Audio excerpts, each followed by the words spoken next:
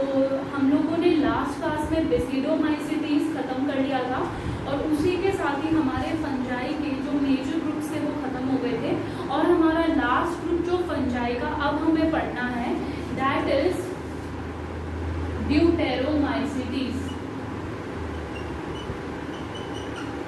देखो जो ये ड्यूटेरोमाइसीटीज फंजाई है इसे हम फंजाई इम्परफेक्टी भी बोलते हैं। This is also known as fungi imperfecti.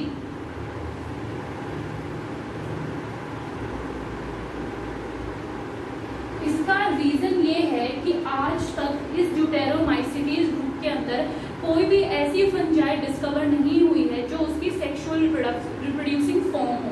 तो इसके अंदर सेक्सुअल रिप्रोडक्शन नहीं मिलती है, इस वजह से इसे जो है फंजाई इम्परफेक्टाई बोला जाता है। इसके अंदर सिर्फ एसेक्सुअल या फिर वेजिटेटिव फॉर्म्स इसी तरीके की फंजाई जो है देखने को मिलती है। ये जो ड्यूटेरोमाइसीटीज है ये भी dead and decaying organic matter के उस पर फीड करती है और इसी वजह से इसे डिकम्पोजर्स भी बोलते हैं, क्योंकि हमने पढ़ा था फंजाई सारी डिकम्पोजर्स होती हैं and it acts as decomposers on litter. तो जहां पर भी फालतू का कचरा होता है वहां पर ये उसे डिग्रेड कर देती है। तो ड्यूटेरोमाइसीटीज के अगर हम कुछ एग्जाम्पल्स की बात करें तो इसमें हमारे पास एक एग्जाम्पल है ऑल्टरनेरिया का। इसके अलावा हमारे पास एक और एग्जाम्पल है ट्राइकोडर्मा का। तो क्योंकि ड्यूटेरोमाइसीटीज के अंदर कोई सेक्सुअल रिप्रोड्यूसिंग फॉर्म नहीं है तो ड्यूटेरोमाइसीटीज के अंदर इतना ज्यादा पढ़ने के लिए नहीं है। तो ड्यूटेरोमाइसीटीज में हमें सिर्फ इतना ही जानना था।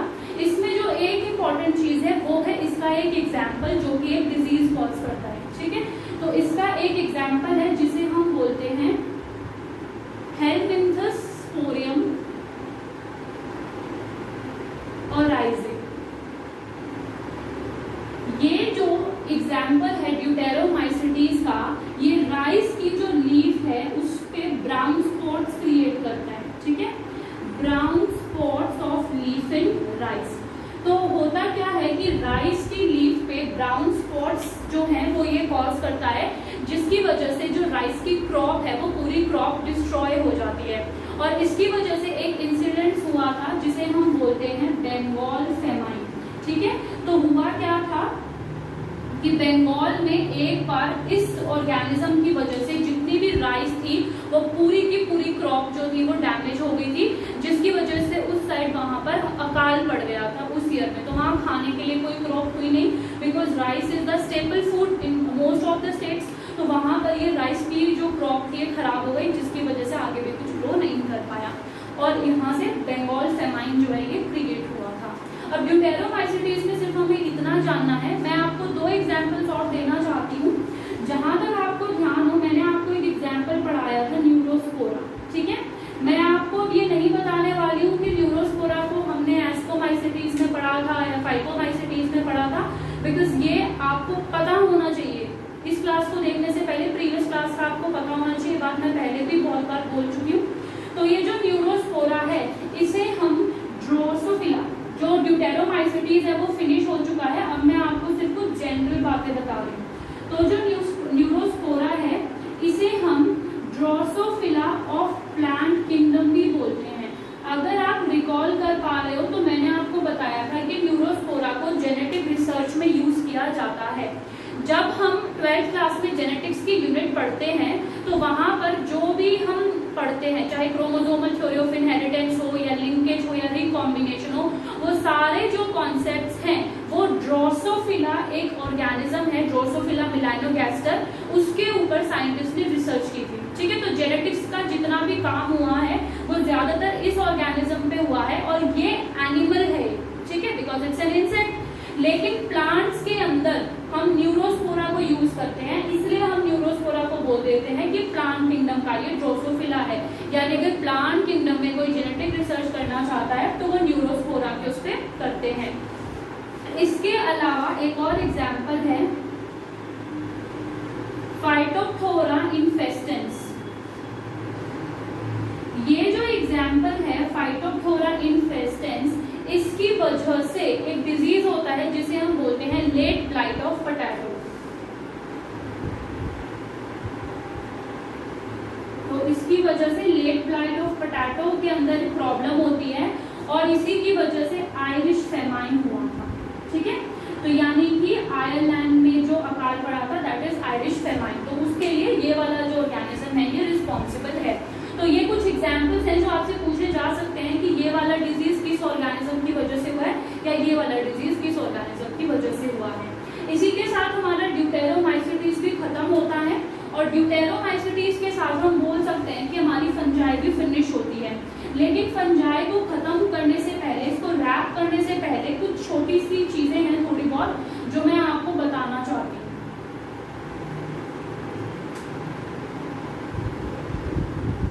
देखो, जो फंजाई है ये कई बार हायर प्लांट्स की जो रूट्स होती है ना उनके साथ एसोसिएशन फॉर्म करते हैं, सिम्बायोटिक एसोसिएशन। ठीक है, तो उसी एसोसिएशन को हम नाम देते हैं माइकोराइजा। तो अगर आपसे ये पूछा जाए कि माइकोराइजा क्या है, तो माइकोराइजा जो है वो फंगस की एसोसिएशंस होती हैं with the roots of higher plants. ठीक है, तो जब हम प्लांट किंगडम को पढ़ेंगे तो वहां पर हम प्लांट्स के एग्जाम्पल भी देखेंगे जहां पर ये एसोसिएशन फॉर्म होती है। ठीक है, तो ये हम बोलते हैं माइकोराइजा। इसके अलावा अगर आपको ध्यान हो कि जब हमने फंजाई पढ़ा तो हमने फंजाई में मेन चीजें क्या पढ़ी, उसकी रिप्रोडक्शन। तो अगर मैं उसकी रिप्रोड्यूसिंग स्टेजेस को यहाँ पर कंबाइन करूँ तो रिप्रोड्यूसिंग स्टेजेस की बात करें तो सबसे पहले जो रिप्रोडक्शन है वो या तो वेजिटेटिवली होती है या फिर जो रिप्रोडक्शन है वो एसेक्सुअल मोड से हो सकती है and the other form of reproduction is sexual. तो फंजाई के अंदर हमने ये देखा कि जो वेजिटेटिवली रिप्रोडक्शन होती है वो या तो बडिंग की वजह से होती है या फिर फ्रेगमेंटेशन की वजह से होती है और या फिर फिजन की वजह से होती है। जब मैं ये स्टेजेस या मोड्स लिखती हूँ तो आपके दिमाग में ये रिकॉल होना चाहिए कि ये किस में होती है, ये किस में होती है, ये किस में होती है। ठीक है, अगर आप कॉन्सेप्ट्स को लिंक करते चलोगे तो ये आपका रिवाइज भी होता जाएगा। अगर हम एसेक्सुअल फॉर्म्स की बात करें तो एसेक्सुअल में हमने ज़ूस्पोर्स पढ़ा था जो कि मोटाइल स्पोर्स है। इसके अलावा हमने कोनिडिया पढ़ा और हमने स्पोरेंजियोस्पोर्स पढ़ा। ठीक है, तो ये जो सारे स्पोर्स थे ये एसेक्सुअल स्पोर्स थे क्योंकि फंजाई में जो मेन रिप्रोडक्शन है वो स्पोर फॉर्मेशन से होती है। और सेक्सुअल स्पोर्स में हमने 3 स्पोर्स पढ़े थे जो कि है एस्कोस्पोर्स जो एस्कोमाइसिटीज में मिलते हैं, बेसिडियोस्पोर्स जो बेसिडियोमाइसिटीज में मिलते हैं और इसके अलावा हम यहाँ पर लिख सकते हैं जाइगोस्पोर जो कि जाइगोमाइसिटीज में मिलते हैं। तो यहाँ पर हमने फंजाई की जो रिप्रोडक्शन थी उसको हम बोल सकते एक तरीके से कवर कर लिया। अब देखो 2 वर्ड्स में यहाँ पर लिखती हूँ, एक वर्ड है सीनोसाइट और एक वर्ड है सिंसिटी। आपने पहले अगर पढ़ा है तो आप ये समझ पा रहे होंगे कि सीनोसाइट हम किसको बोलते हैं, जिसके अंदर जो पेरेंट है वो मल्टी न्यूक्लिएट होता है, यानी जो बॉडी है उसके अंदर बहुत सारे न्यूक्लियस हैं। सेम कंडीशन सिंसाइटियम के अंदर भी होती है, इसके अंदर भी एक सेल के अंदर बहुत सारे मतलब पेरेंट के अंदर बहुत सारे न्यूक्लियस हैं और सीनोसाइट के अंदर भी बहुत सारे न्यूक्लियस हैं, लेकिन इन दोनों टर्म्स में डिफरेंस है। ठीक है, हम इनको अलग अलग स्पेसिफिक जगह पर ही यूज करते हैं। सीनोसाइट हम कब बोलते हैं, जब किसी सेल के अंदर सिर्फ कैरियोकाइनेसिस हुआ है। ठीक है, only karyokinesis and no cytokinesis. ठीक है, कोई भी साइटोकाइनेसिस नहीं हुआ। अब आपको ये बात समझ आ रही होगी, मैंने आपको बताया था काइनेसिस वर्ड जहां पर भी आता है इसका मतलब होता है डिवीजन, और जहां पर भी साइटो आएगा इसका मतलब साइटोप्लाज्म और कैरियो आया तो न्यूक्लियस। तो ये ऐसी डिवीजन है जहां पे सिर्फ न्यूक्लियस डिवाइड करे जा रहा है लेकिन कोई भी साइटोप्लाज्म डिवाइड नहीं हो रहा है, यानी कि कोई एक कंप्लीट सेल वॉल फॉर्म नहीं हो रही, तो एक पूरा सेल नहीं बन रहा है, इसलिए अंदर सिर्फ न्यूक्लियस और न्यूक्लियस ही नजर आ रहे हैं। लेकिन जो सिंसाइटियम है इसके अंदर भी वही कंडीशन है कि पेरेंट के बॉडी के अंदर बहुत सारे न्यूक्लियस हैं, लेकिन इसके अंदर कैरियोकाइनेसिस या साइटोकाइनेसिस वाली चीज नहीं होती। इसमें क्या होता है कि बहुत सारे जो सेल्स हैं वो साथ में एग्रीगेट हो जाते हैं और एग्रीगेट होने के बाद ये अपनी सेल वॉल्स को डीजेनरेट कर देते हैं, तो इनकी सेल वॉल्स जो है वो डिसॉल्व हो जाती हैं। तो जब ये सेल वॉल डिसॉल्व होते हैं तो अंदर सिर्फ एक न्यूक्लियस बनता है और इस तरीके का हमें मल्टी न्यूक्लिएट स्ट्रक्चर नजर आने लग जाता है। जब ये दो टर्म्स यूज करो तो बहुत ध्यान से यूज करना है। अब हम एक बात ये देख लेते हैं कि हमने फंजाई को इतना पढ़ा, इस फंजाई के कुछ यूजेस भी हैं क्या, इसको इतना पढ़ने के कुछ बेनिफिट्स भी हैं। सबसे पहला बेनिफिट जो है, फंजाई को हम एंटीबायोटिक्स बनाने में यूज करते हैं। आपने पढ़ा था पेनिसिलियम नोटेटम से एक एंटीबायोटिक बनती है जिसे हम बोलते हैं पेनिसिलिन। इसके अलावा फंजाई को जो है हम ब्रूइंग इंडस्ट्रीज में यूज करते हैं, यानी कि जहां पर अल्कोहल फॉर्मेशन होती है, और इसमें हमने यीस्ट का एग्जाम्पल पढ़ा था। Scientific name of yeast is saccharomyces cerevisiae. इसके अलावा यीस्ट का हमने बेकिंग इंडस्ट्री में भी यूज पढ़ा था, जहां इसे ब्रेड या केक वगैरह बनाने में यूज करते हैं। इसके अलावा जो यीस्ट है उसे कुछ एसिड्स फॉर्म करने में भी यूज किया जाता है, जैसे यहाँ पर एक एग्जाम्पल में लिखती हूँ एस्परजिलस। ठीक है, तो ये जो एस्परजिलस है इसे यूज किया जाता है ऑक्सैलिक एसिड को सिंथेसाइज करने में। और इसके अलावा आप चाहो तो न्यूरोस्पोरा का एग्जाम्पल लिख सकते हो कि उसे जेनेटिक रिसर्च में यूज किया जाता है। तो Neurospora is used in genetic research. और हमने बहुत सारे एग्जाम्पल्स देखे ऐसी फंजाई के जो फंजाई एडिबल भी हैं, जिन्हें खाया जा सकता है। ठीक है, तो जो एडिबल फंजाइज मैंने आपको बताई हैं उसके एग्जाम्पल आपको आज कमेंट बॉक्स में लिखने हैं, नहीं तो अपने नोट्स के ऊपर लिखना।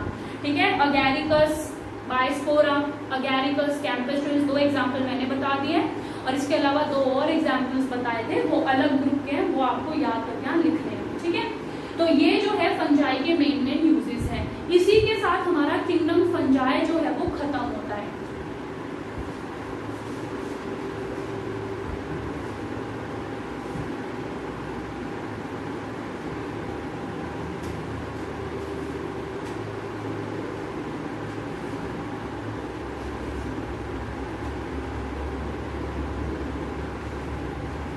अब देखो, आगे बढ़ने से पहले हम लोग 3 किंगडम खत्म कर चुके हैं, मोनेरा, प्रोटिस्टा एंड फंजाई। अब हमारे पास जो नेक्स्ट किंगडम है वो है किंगडम प्लांटे, और इसके अलावा हमारे पास एक नेक्स्ट किंगडम है वो है किंगडम एनिमेलिया। तो जैसा कि नाम से पता चल रहा है, आप ये देख सकते हो कि एक किंगडम में हमें प्लांट्स को पढ़ना है, एक किंगडम में हमें एनिमल्स को पढ़ना है। मैं यहाँ पर प्लांटे और एनिमल किंगडम को ज्यादा डिस्कस नहीं कर रही हूँ। सवाल उठता है क्यों? क्योंकि जो हमारी अगली 2 यूनिट्स हैं वो किंगडम प्लांटे और किंगडम एनिमेलिया ही है, तो वहां पे हमें प्लांट और एनिमल किंगडम को पूरा डिटेल में पढ़ना है। तो मैं ज्यादा डिटेल में नहीं जा रही हूँ, अभी मैं आपको सिर्फ इसकी बेसिक 1-2 बातें बता देती हूँ कि किंगडम प्लांटे के अंदर भी हम यूकैरियोटिक मल्टीसेलुलर ऑर्गेनिजम्स को रखते हैं, एनिमेलिया के अंदर भी हम यूकैरियोटिक मल्टीसेलुलर ऑर्गेनिजम्स को रखते हैं।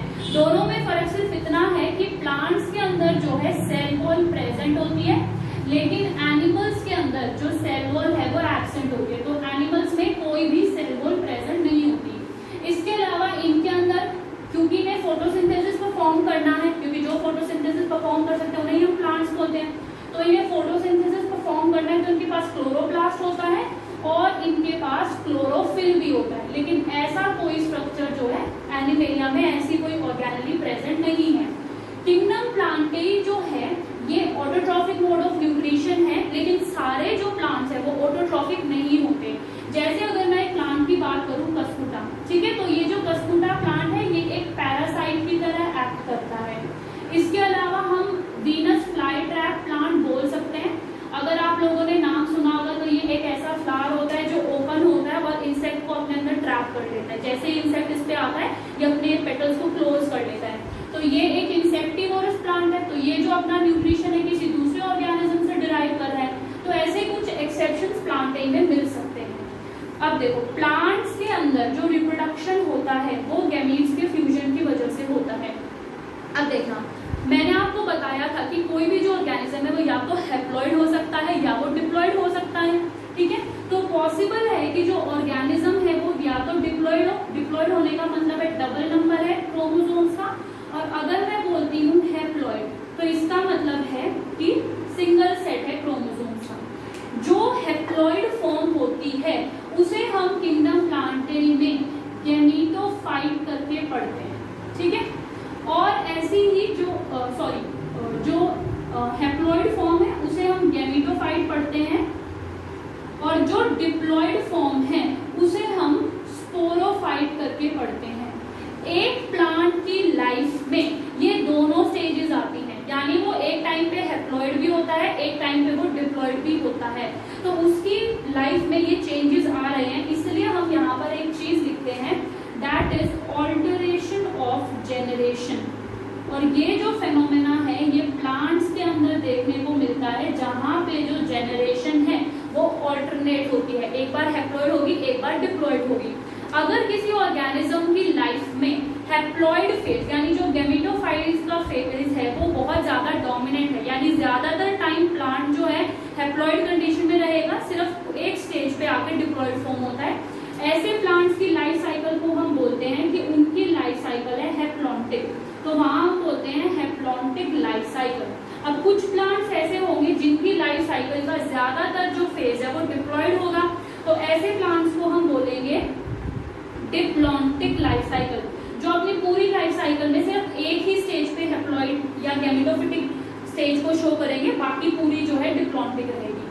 कुछ प्लांट्स ऐसे भी हो सकते हैं जो इक्वल हाफ हाफ रखते हैं, यानी हाफ स्टेजेस हैप्लॉइड में रहेंगी, हाफ डिप्लॉइड में रहेंगी, तो ऐसे प्लांट्स को हम रखते हैं हैप्लोडिप्लॉन्टिक लाइफ साइकिल। ठीक है, अभी जब हम आगे पढ़ेंगे किंगडम प्लांटेई को डिटेल में, तो वहां पर जब हम लाइफ साइकिल पढ़ेंगे तो आपको ये समझ आएगा कि किस तरीके से लाइफ साइकिल या तो हैप्लॉन्टिक होती है या डिप्लॉन्टिक होती है। ठीक है, तो प्लांट्स में हमें इतना ही पढ़ना है। एनिमेलिया में भी हमें बहुत डिटेल में जाना है एनिमल किंगडम में।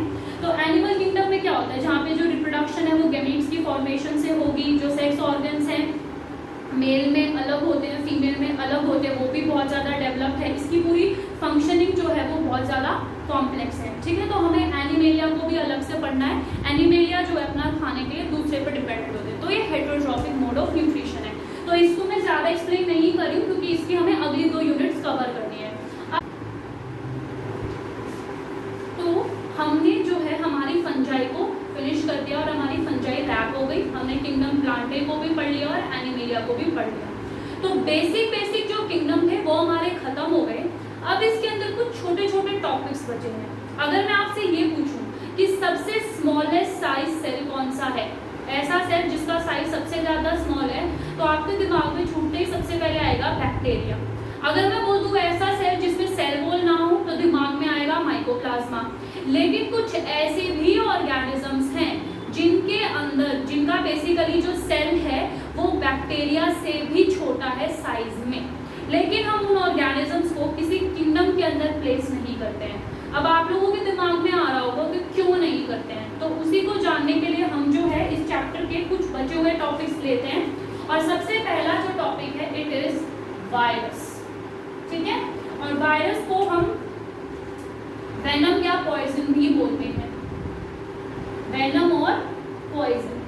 देखो ये जो वायरस हैं ये अल्ट्रा माइक्रोस्कोपिक स्ट्रक्चर है, that means these structures can not be seen by naked eye. इनको देखने के लिए माइक्रोस्कोप की जरूरत पड़ेगी। होता क्या है, जो वायरस है इसका जो साइज है वो बैक्टीरिया से भी स्मॉल है। ठीक है, दूसरी बात, ये जो वायरस है इसको ना तो हम लिविंग बोल सकते हैं ना हम नॉन लिविंग बोल सकते हैं। सवाल उठता है क्यों?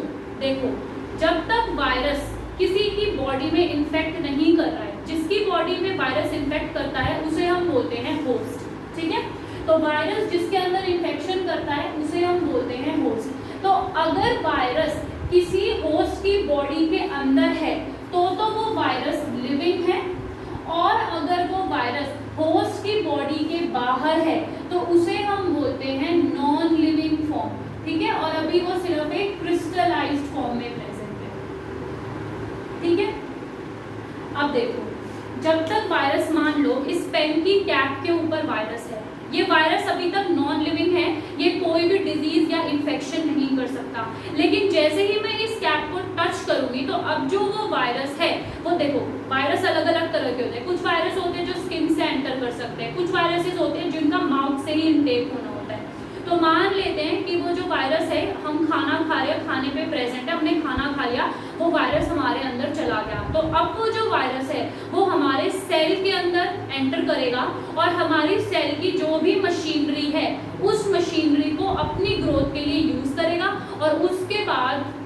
करने के बाद, डिवाइड करने के बाद उस होस्ट को मार देता है, ठीक है, तो इट किल्स दैट होस्ट। तो यही जो है वायरस का काम है। इसलिए वायरस को ना तो हम लिविंग बोल सकते हैं ना नॉन लिविंग, क्योंकि वो जब तक बॉडी के बाहर है तब तक वो नॉन लिविंग है, कोई काम नहीं कर रहा है। लेकिन वो जैसे ही बॉडी के अंदर आया तो वो लिविंग हो गया, वो डिजीज कॉज करने लगा, वो होस्ट की सेल मशीनरी को यूज करने लगा। That's why scientists were unable to place virus in any kingdom, कि वो उसको किसी भी किंगडम में नहीं प्लेस कर पाए और हम वायरस को अलग से पढ़ते हैं। तो वायरस आपको ध्यान रहे ना तो कोई लिविंग फॉर्म है ना ही कोई नॉन लिविंग फॉर्म है, ये एम्बिगुअस है, ठीक है। अब इस वायरस की हम कुछ हिस्ट्री बात कर लेते हैं, जो साइंटिस्ट वगैरह ने इस पे काम किया है। सबसे पहले एक साइंटिस्ट थे जिनका नाम था पैस्चर। इन्होंने सबसे पहले टर्म दी थी वायरस, और इन्होंने वायरस को बोला था कि इट इज अ वेनोम, एक तरीके का जहर है, ठीक है। इसके बाद वायरस को सबसे पहले क्रिस्टलाइज किया था स्टैनली ने। तो स्टैनली ने क्रिस्टलाइज फॉर्म की थी वायरस की, और इसके लिए इन्हें नोबेल भी मिला था, ठीक है। तो जो वायरस है वो जब तक बॉडी के बाहर है तो एक वो क्रिस्टल की तरह होता है, तो उसको क्रिस्टलाइज किया था इन्होंने, स्टैनली ने। इसके बाद एक साइंटिस्ट है जिनका नाम है इवानुस्की। ये जो इवानुस्की साइंटिस्ट थे ये जर्मनी के थे, तो he was a German scientist. Ivanovsky ने एक चीज देखी कि टबैको प्लांट के अंदर एक वायरस इन्फेक्शन कर रहा है, तो इन्होंने सबसे पहले ऑब्जर्व किया था टोबैको मोज़ेक इन्फेक्शन, ठीक है। तो टोबैको मोज़ेक इन्फेक्शन को सबसे पहले इवानुस्की ने ऑब्जर्व किया था, और इनके ऑब्जर्व करने के बाद एक साइंटिस्ट थे जिनका नाम था बेजरिंग। इन बेजरिंग साइंटिस्ट ने एक वायरस को कहा था कि ये जो वायरस है it is a contagium vivum fluidum, contagium vivum fluidum. तो इन्होंने वायरस को ये टर्म दिया था। इसका मतलब क्या है? कंटेजियम यानी इन्फेक्शियस लिविंग फ्लूड। तो इन्होंने वायरस को बोला था कि एक इन्फेक्शन करने वाली लिविंग फ्लूड है। तो आपसे जो है ना पेपर में इस तरीके के क्वेश्चंस पूछे जा सकते हैं सीधा कि बेजरिंग ने क्या किया, इवानुस्की ने क्या किया, स्टैनली ने क्या किया और पैस्चर ने क्या किया। तो ये मेन साइंटिस्ट थे जिन्होंने वायरस के अंदर बेसिकली काम किया। इन लोगों ने क्या देखा कि जो वायरस है वो एक्चुअली में सिर्फ एक न्यूक्लियोप्रोटीन है। न्यूक्लियोप्रोटीन होने का मतलब है कि वायरस के अंदर या तो सिर्फ उसका न्यूक्लिक एसिड बेसिकली जो जेनेटिक मटेरियल है वो प्रेजेंट होता है, और उसके अलावा उसके अंदर सिर्फ प्रोटीन प्रेजेंट होता है। तो यही दो चीजें जो हैं ये मिलके वायरस की बॉडी को फॉर्म करते हैं। तो अगर हम पहले उसकी बात करें कि वायरस की बॉडी में या तो होगा सिर्फ प्रोटीन, ठीक है। अगर वायरस की बॉडी में देखो ऐसा नहीं है कि वायरस की बॉडी में सिर्फ प्रोटीन होगा। बेसिकली वायरस की पूरी बॉडी सिर्फ दो ही चीजों से मिलकर बनी है, जेनेटिक मटेरियल एंड प्रोटीन। तो वायरस की बॉडी के अंदर जो प्रोटीन है वो अरेंज होता है अलग अलग यूनिट्स में। तो अगर हम वायरस के बाहर की प्रोटीन कोड की बात करें तो हम वायरस की प्रोटीन कोड को नाम देते हैं कैप्सिड। और ये जो प्रोटीन है ये बहुत सारी स्मॉल सब यूनिट्स की मिलकर बनी है जिसे हम बोलते हैं कैप्सोमियर्स। और इस प्रोटीन कोड का काम सिर्फ इतना होता है कि इसे न्यूक्लिक एसिड या जेनेटिक मटेरियल को प्रिवेंट, उसको प्रोटेक्ट करना होता है, ठीक है। तो ये जो कैप्सोमियर्स हैं ये बेसिकली छोटे छोटे यूनिट्स हैं जो अरेंज होकर पूरी प्रोटीन की कोड कैप्सिड को फॉर्म करती हैं। अब ये जो कैप्सिड है या ये जो कैप्सोमियर्स हैं ये दो तरीके से अरेंज हो सकते हैं, या तो ये पॉलीहेड्रल फॉर्म में हो सकते हैं और या फिर जो ये है ये हेलिकल शेप अरेंज हो सकते हैं, ठीक है। तो ये दो तरीके की जो अरेंजमेंट है वो पॉसिबल है। अगर पॉलीहेड्रल की बात करें तो जो बॉडी है वो इस तरीके से नजर आती है और यहाँ पर वायरस के टेल फाइबर्स होते हैं। तो अगर मैं इसको बोलूँ तो ये वायरस का हेड होता है, this attaching point is column, this one is sheath and these one are tail fiber, ठीक है। आपको एनसीईआरटी में ये डायग्राम मिलेगा। इसके अलावा अगर हेलिकल शेप की बात करें तो हेलिकल शेप में क्या होता है कि यहाँ पर जो कैप्सोमियर्स हैं, यहाँ जो कैप्सिड प्रोटीन्स हैं वो इस तरीके से हेलिकल शेप में अरेंज होते हैं, ठीक है। और जो जेनेटिक मटेरियल है वो अंदर प्रेजेंट होता है, ठीक है। तो ये इस तरीके से यहाँ पर जेनेटिक मटेरियल प्रेजेंट होता है। तो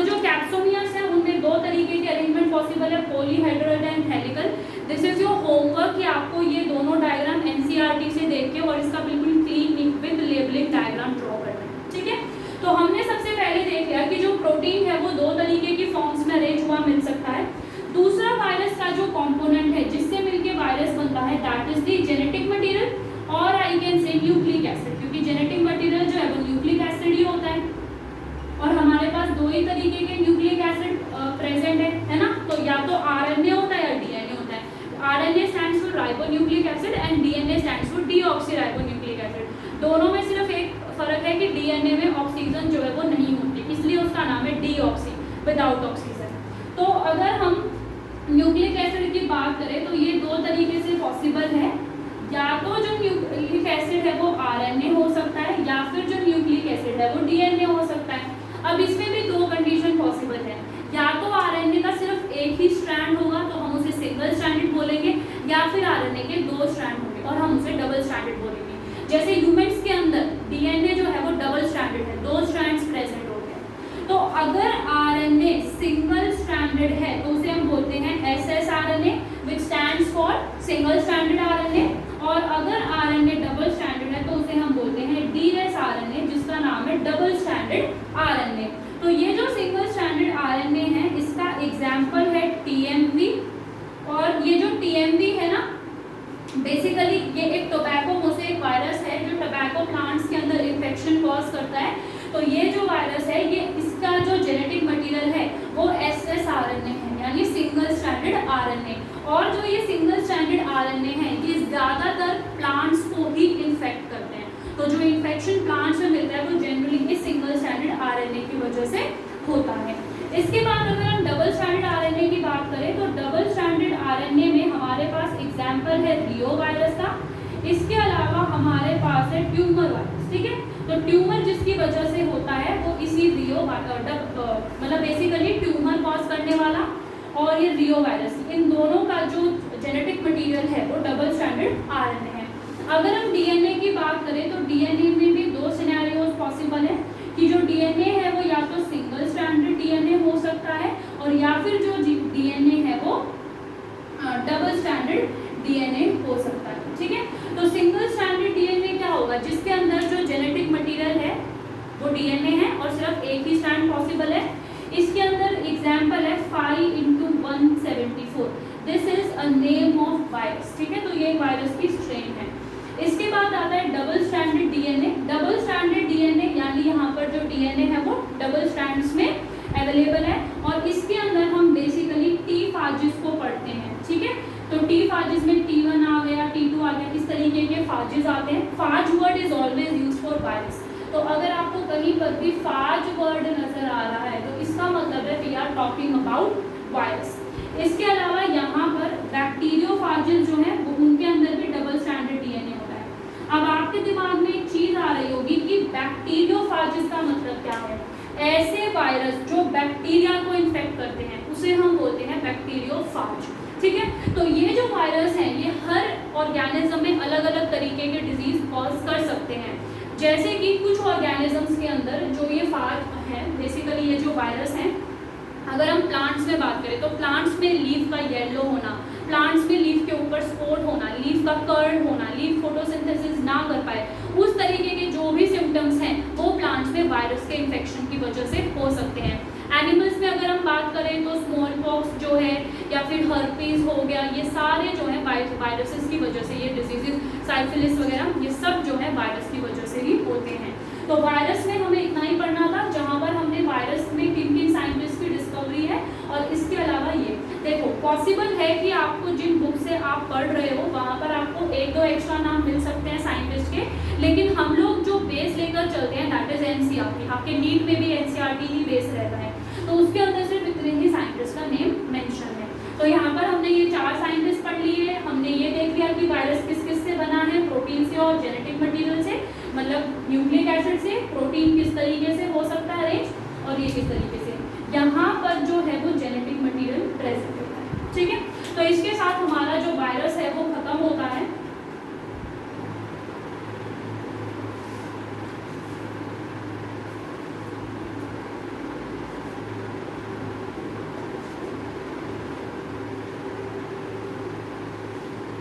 अब हमारे पास कुछ ऐसे छोटी छोटी टर्म्स हैं, ध्यान देना, जो वायरस से भी स्मॉल होती हैं साइज में। ठीक है, जो साइज में वायरस से भी स्मॉल है। अगर मैं बात करूं एक टर्म की जिसका नाम, अच्छा टर्म पे जाने से पहले एक वर्ड सुनो, वायरोन।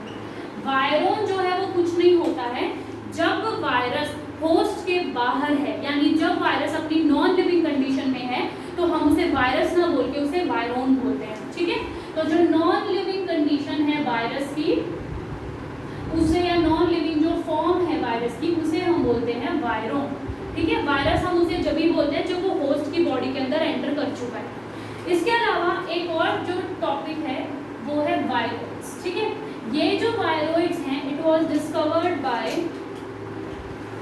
थियोडाइन। ठीक है, ये एक साइंटिस्ट थे जिन्होंने वायरोइड्स को डिस्कवर किया और इन्होंने ये देखा कि ये ऐसे ऑर्गेनिज्म या ये बेसिकली ऐसा कुछ स्ट्रक्चर है जिसके अंदर सिर्फ जेनेटिक मटेरियल प्रेजेंट है, प्रोटीन भी प्रेजेंट नहीं है। तो इस वायरोइड्स के अंदर सिर्फ जेनेटिक मटेरियल प्रेजेंट होता है, और जेनेटिक मटेरियल क्या होता है, न्यूक्लिक एसिड। तो इनके अंदर सिर्फ न्यूक्लिक एसिड प्रेजेंट है। अब अगर ये कंडीशन है तो मुझे एक बात बताओ, इन्फेक्शन कौन कॉज करेगा? अगर सिर्फ जेनेटिक मटेरियल ही प्रेजेंट है तो इन्फेक्शन भी सिर्फ जेनेटिक मटेरियल करेगा। तो here the infection causing agent is the genetic material या फिर न्यूक्लिक एसिड। तो यहाँ पर जो न्यूक्लिक एसिड है वही इन्फेक्शन करता है, और जनरली यहाँ पे फ्री आरएनए न्यूक्लिक एसिड की तरह काम करता है। तो ये जो है वायरोइड्स का एग्जाम्पल है। इनका जो मॉलिक्यूलर वेट है it is less than virus. ठीक है, अगर मैं वायरस के लिए फिल्टर लगाऊं और उसमें से वायरोइड्स को भी पास कराऊं तो जो वायरोइड्स है वो पास कर जाएंगे, क्योंकि वायरोइड्स का जो मॉलिक्यूलर वेट और जो साइज है ये वायरस से भी कम है। क्यों? क्योंकि वायरस में प्रोटीन और जेनेटिक मटेरियल था, लेकिन इसमें सिर्फ जेनेटिक मटेरियल है, तो मॉलिक्यूलर वेट अपने आप में कम हो गया। और ये जो वायरोइड्स हैं ये भी डिजीज करते हैं। इसमें एक एग्जाम्पल है पोटैटो स्पिंडल ट्यूब। ठीक है, तो ये जो डिजीज है पोटैटो स्पिंडल ट्यूब डिजीज, ये जो है वायरोइड्स ही कॉज करते हैं। तो यहाँ पर आपको सिर्फ इतना ध्यान रखना है कि इसके अंदर इन्फेक्शन कॉजिंग जो एजेंट है that is the genetic material. अब इसके अलावा एक और नाम है विच इज प्रायोन्स। ठीक है, तो प्रायोन्स जैसा कि नाम से पता चल रहा है, P फॉर प्रोटीन, यहाँ पे जो इन्फेक्शन कॉजिंग एजेंट होगा उसको क्या रिस्पॉन्सिबल होगा, मतलब इन्फेक्शन करने के लिए क्या चीज रिस्पॉन्सिबल है, दैट इज दी प्रोटीन्स। और इसके अंदर यहाँ पर वायरोइड्स में कोई भी प्रोटीन नहीं था, किसी भी तरीके की प्रोटीन कोड नहीं थी। इसके अंदर किसी भी तरीके का कोई भी जेनेटिक मटेरियल नहीं है। तो यहाँ पर there is no genetic material, सिर्फ प्रोटीन है जो इन्फेक्शन कॉज करता है। बेसिकली प्रायोन्स में क्या होता है कि प्रोटीन जो है वो कुछ अनडिजायरेबल फॉर्म्स में फोल्ड हो जाता है, जिसे हम बोलते हैं मिसफोल्डिंग ऑफ प्रोटीन्स। ठीक है, तो ये जो मिसफोल्डिंग है प्रोटीन्स की, ये क्या कैसे होती है, ये आपको क्लास 12th में जब आप जेनेटिक्स पढ़ते हो वहाँ पर आप एक चैप्टर पढ़ते हो मॉलिक्यूलर बेसिस ऑफ इनहेरिटेंस, तो वहाँ पर ये आपको ज़्यादा अच्छे से क्लियर हो जाएगा। तो अभी के लिए सिर्फ हमें इतना ध्यान रखना है कि प्रायोन्स जो है इसके अंदर इन्फेक्शन कॉज करने के लिए प्रोटीन है, और बेसिकली यहाँ पे प्रोटीन्स में कुछ मिसफोल्डिंग हो जाती है, गलत तरीके से प्रोटीन फोल्ड्स फॉर्म हो जाते हैं जो इन्फेक्शन करते हैं। इसके अंदर कोई जेनेटिक मटेरियल नहीं प्रेजेंट होता है। इसका भी जो मॉलिक्यूलर वेट है वो वायरस से बहुत कम है, क्योंकि इसके अंदर भी सिर्फ प्रोटीन प्रेजेंट है। इस प्रायोन्स की वजह से जनरली न्यूरोडीजेनरेटिव डिजीजेस होते हैं, यानी ऐसे डिजीजेस जो जाके नर्वस सिस्टम को अफेक्ट करते हैं। तो इस तरीके के जो डिजीजेस हैं ये प्रायोन्स की वजह से होते हैं। दूसरा, अगर मैं एग्जाम्पल की बात करूं तो मैड काउ डिजीज होता है एक, ये कैटल्स में देखने को मिलता है। इस डिजीज का अलग से एक साइंटिफिक नेम है जो आपके नोट्स में मेंशन है। ये जो मैड काउ डिजीज है इसके अंदर जो काउ है उसका जो ब्रेन है वो काम करना बंद कर देता है, क्योंकि उसके न्यूरॉन्स डीजेनरेट कर चुके हैं, वो मूव नहीं कर पाती और इट इज लीथल। और इसी मैड काउ डिजीज का एनालोगस डिजीज ह्यूमंस में, देखो एनालोगस का मतलब होता है कि इसमें ये चीज ये है तो इसमें ये चीज ये है, मतलब कि मैड काउ डिजीज जो प्रायोन्स की वजह से एनिमल्स में हो रहा है और ह्यूमंस में इसकी वजह से एक डिजीज होता है जिसे हम बोलते हैं क्रुप्सीफेल्ड जैकब डिजीज। ठीक है, तो ये जो क्रूसीफेल्ड-जैकब डिजीज है इसे हम CJD शॉर्ट फॉर्म में बोलते हैं। ये भी एक न्यूरोजेनरेटिव डिजीज है जो प्रायोन्स की वजह से होता है। इसके अंदर होता क्या है, जैसे ही प्रायोन्स बॉडी के अंदर एंटर करते हैं तो जो ब्रेन है उसका साइज श्रिंक कर जाता है। तो ब्रेन का साइज जब श्रिंक होता है, वो छोटा होता है, तो उसके अंदर बहुत सारे पोर्स क्रिएट हो जाते हैं और वो ऐसे नजर आता है जैसे कोई स्पॉन्ज होता है ना, उस तरीके से ब्रेन नजर आता है। और 1 साल के अंदर जो है मतलब पर्सन है या पेशेंट है उसकी डेथ हो जाती है। तो ये भी काफी लीथल है। इसके अलावा एक छोटा सा टॉपिक है जो कि है लाइकन्स। देखो, lichens is a symbiotic association between fungi and algae. तो फंजाई और एल्गी के बीच में एक सिम्बायोटिक एसोसिएशन है जिसे हम बोलते हैं लाइकन्स। इस लाइकन का जो एल्गी वाला पार्ट है उसे हम नाम देते हैं फाइकोबायन। आपको ध्यान हो, मैंने बोला था फाइको वर्ड जहां पर भी आता है इसका मतलब फंजाई, सॉरी एल्गी, और इसका फंजाई पार्ट को हम नाम देते हैं माइकोबायन। तो जहां पर भी माइको वर्ड आएगा इसका मतलब फंजाई। ये जो मैं वर्ड्स आपको ब्रेक कर करके बताती हूँ, ये वर्ड्स नोट्स में लिख लिया करो। जो कीवर्ड्स के लिए पेज बनवाया था वहां पर ये टर्म्स मेंशन किया करो, ठीक है। तो यहाँ पर फंजाई इसका माइकोबियन पार्टनर है, एल्गी जो है इसका फाइकोबियन पार्टनर है। अब सवाल उठता है कि सिम्बायोटिक है, इसका मतलब एक दूसरे की हेल्प करेंगे, कैसे करेंगे? जो एल्गी है वो फोटोसिंथेसिस परफॉर्म करेगा क्योंकि इसके पास क्लोरोफिल है। तो एल्गी फोटोसिंथेसिस करके फूड फॉर्म करेगा और खुद भी यूज करेगा और फंजाई को भी देगा। फंजाई क्या है? फंजाई बाहर से वाटर और जो न्यूट्रिएंट्स हैं उन्हें एब्जॉर्ब करता है, ठीक है। तो उन वाटर और न्यूट्रिएंट्स को एब्जॉर्ब करके वो एल्गी को देगा जिससे वो अपनी ग्रो कर सके और बदले में जहाँ पर शेल्टर भी प्रोवाइड हो रहा है, ठीक है। तो ये एक सिम्बायोटिक एसोसिएशन है, दोनों का हेल्प हो रही है। जो लाइकन्स हैं इन्हें हम बेस्ट पॉल्यूशन इंडिकेटर्स बोलते हैं। अब आपके दिमाग में आ रहा होगा कि पॉल्यूशन इंडिकेटर्स क्या होते हैं? ऐसे ऑर्गेनिज्म जो जहां पर भी किसी एरिया में पॉल्यूशन प्रेजेंट है वहां पर आपको मिलेंगे नहीं, ठीक है। तो अगर कोई एरिया ऐसा है जहां पे बहुत ही हाई अमाउंट में पॉल्यूशन है तो वहां पर ये लाइकन्स नहीं ग्रो होते। तो उससे पता चल जाता है कि इस एरिया में पॉल्यूशन बहुत ज़्यादा है। तो ये पॉल्यूशन इंडिकेटर्स हैं और स्पेशली ये सल्फर डाइऑक्साइड का SO2 का पॉल्यूशन इंडिकेट करते हैं। तो जहाँ पर भी उसका अमाउंट ज़्यादा होगा वहाँ पर ये लाइकन्स ग्रो नहीं करेंगे। अब इसी के साथ आपका जो ये चैप्टर है ये फिनिश हो जाता है, ठीक है। तो जो मेन हमारा चैप्टर है ये खत्म हो गया। इसके बाद हमें नेक्स्ट चैप्टर शुरू करना है जो कि है किंगडम प्लांटिंग, लेकिन उस चैप्टर को हम आज शुरू नहीं कर रहे हैं, उसे हम नेक्स्ट क्लास में शुरू करेंगे। अब आप लोगों के लिए एक होमवर्क है जो आप सभी को करना है। और देखो, करोगे तुम्हारी मर्जी, नहीं करोगे तुम्हारी मर्जी, फर्क मुझे नहीं पड़ेगा, आपको पड़ेगा। ऑब्वियस ही बात है, मैं यहाँ पर पढ़ाने पे मेहनत कर सकती हूँ, मैं आपको एक रास्ता दिखा सकती हूँ कि इस रास्ते पर चलो, चलना तो आपको ही है ना। तो यहाँ पर जो भी मैं आपको काम देती हूँ वो प्लीज शिद्दत से करा करो। जो भी मैं बोल रही हूँ उसको करते चलो, तुम्हारा भला होगा। जो अचीव करना चाहते हो वो अचीव कर लोगे, ठीक है। तो यहाँ पर मैं जो आपको होमवर्क दे रही हूँ वो क्या है, एक टेबल ड्रॉ करनी है, ठीक है, एक कंपैरेटिव टेबल। दूसरा, जो बच्चे नोट्स रेगुलर पढ़ते हैं उन्हें पता होगा कि ऐसी टेबल नोट्स में दी हुई है, तो नोट्स पे सीधा उसको कॉपी करके मत लिखना। पहले जो मैंने पढ़ाया है सारी वीडियोस देखो, नोट्स रीड करो और ये सोचो कि तुम इस चैप्टर को टेस्ट की तरह प्रिपेयर कर लिया है। उसके बाद तुम ये टेबल बनाना और फिर उसको नोट से चेक करना कि वो टेबल तुम्हारी सही है या नहीं, और एनसीईआरटी के क्वेश्चंस भी लगा लेना, ठीक है। तो यहाँ पर आपको क्या करना है, हम यहाँ पर कैरेक्टर्स लिखेंगे। जो भी हम कैरेक्टर्स पढ़ रहे हैं, हमने 5 किंगडम पढ़े, kingdom Monera, kingdom protista, kingdom fungi, kingdom Plantae और किंगडम एनिमेलिया। तो इस तरीके से किंगडम बनाना और इनके कुछ कैरेक्टर्स हैं, cell wall, nuclear membrane, mitochondria, chloroplast, mode of nutrition, mode of reproduction, habitat और नर्वस सिस्टम, ठीक है। तो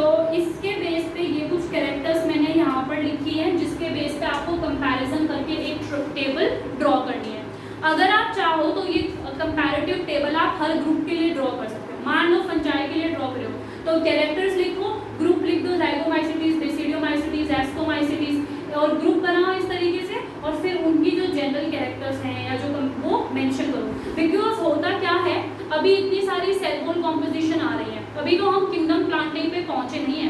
प्लांट में जब हम जाएंगे तो इतनी तरीके की सेल वॉल्स आएंगी, हमें वो देखनी पड़ेगी। हर ग्रुप के मेंबर के अंदर एक कोई उसकी खास चीज होगी। तो ये चीजें अगर आप अलग से फ्लो चार्ट पे मेंशन करते हो तो आपको याद करना इजी रहता है।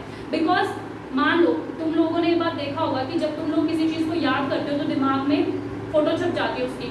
अगर टेस्ट में लिखने बैठते हो तो ध्यान आता है कि अरे यहाँ पर मैं कुछ भूल रहा हूँ, और माइंड में होता है कि वहाँ पर वो चीज़ ब्लर्ड हो रही है। तो देखो 4 पेज पे फंजाई को अपने माइंड में फिट करना इजी है या फिर एक फ्लो चार्ट को माइंड में फिट करना इजी है, ठीक है। तो ये ट्रिक है जो तुम्हें जरूर फॉलो करनी चाहिए, और अपनी तरफ से अपनी कोई ट्रिक इन्वेंट कर सकते हो तो वो तो और अच्छी बात है।